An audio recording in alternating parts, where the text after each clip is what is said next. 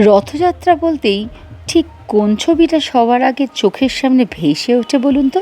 ক্যালেন্ডারের পাতা উল্টে আষাঢ় মাস আসতেই মনটা কেমন যেন ব্যাকুল হয়ে উঠত, তাই না? ছোটবেলায় সেই দিনগুলো যখন পাড়ার বন্ধুদের সাথে মিলে রথ সাজানোর একটা আলাদাই প্রতিযোগিতা চলতো। মার্বেল পেপার, রঙিন ফুল আর আম পাতা দিয়ে ছোট কাঠের রথটাকে মনের মতো করে সাজিয়ে তোলা, সেটাই ছিল আমাদের কাছে পৃথিবীর সবচেয়ে বড় আনন্দ। আজ চাকা ঘুরিয়েছে সময়, আমরাও বড় হয়েছি, কিন্তু রথের দড়িতে টান দেওয়ার সেই চেনা অনুভূতিটা আজও ঠিক একই রকম রয়ে গেছে।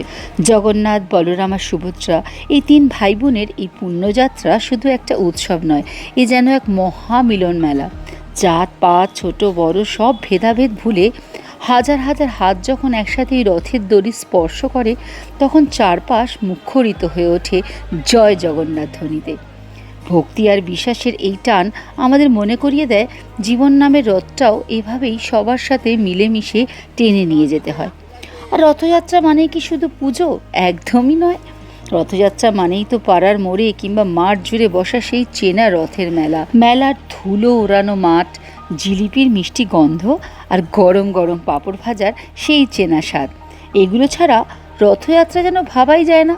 ছোটবেলায় মেলা থেকে কেনা সেই মাটির পুতুল, কাঠের খেলনা আর বাঁশির আওয়াজ আজও মনের কোণায় নস্টালজিয়া তৈরি করে।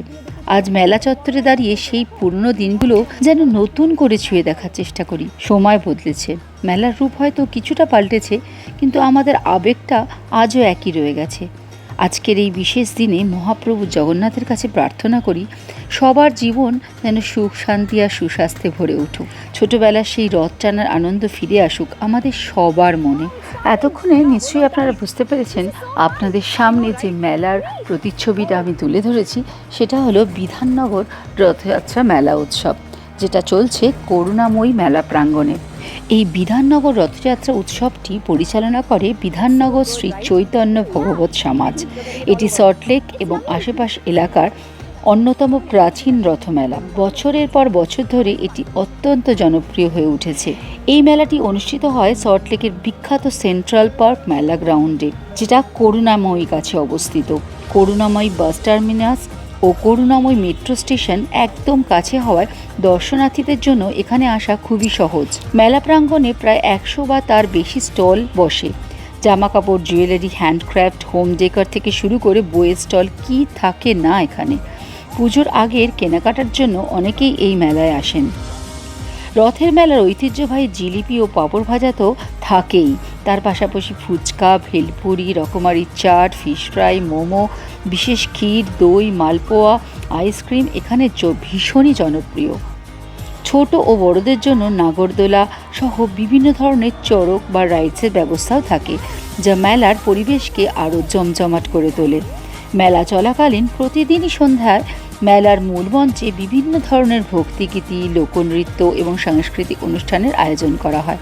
মেলার পুরো প্রবেশদ্বার এবং সেন্ট্রাল পার্কের আশেপাশের রাস্তাগুলো রঙিন ও জাঁকজমকপূর্ণ এলইডি লাইট ও বিভিন্ন আলোর কাঠামো দিয়ে সাজানো হয়, যা রাতের বেলা দেখতে অসাধারণ লাগে। মেলাটি সাধারণত প্রতিদিন বিকেলে 4টে থেকে রাত 10টা পর্যন্ত খোলা থাকে। রথযাত্রার দিন থেকে শুরু করে উল্টো রথ পার হয়ে বেশ কিছুদিন, প্রায় 15-20 দিন ধরে এই মেলা প্রফুল্লভাবে চলতে থাকে। এবারও এই মেলা 15ই জুলাই থেকে শুরু করে আগস্ট মাসের 3 তারিখ পর্যন্ত চলবে। সময় বদলে গেলেও রথের মেলা সেই চেনা আনন্দটা আজও একদম একই রকম আছে। আমার ছোটোবেলাকার স্মৃতি আর আজকে রথ উৎসবের কিছু মুহূর্ত নিয়ে সাজানো এই নতুন ভিডিও কেমন লাগলো জানাতে ভুলবেন না কিন্তু। সবাইকে রথযাত্রার অনেক শুভেচ্ছা ও ভালোবাসা।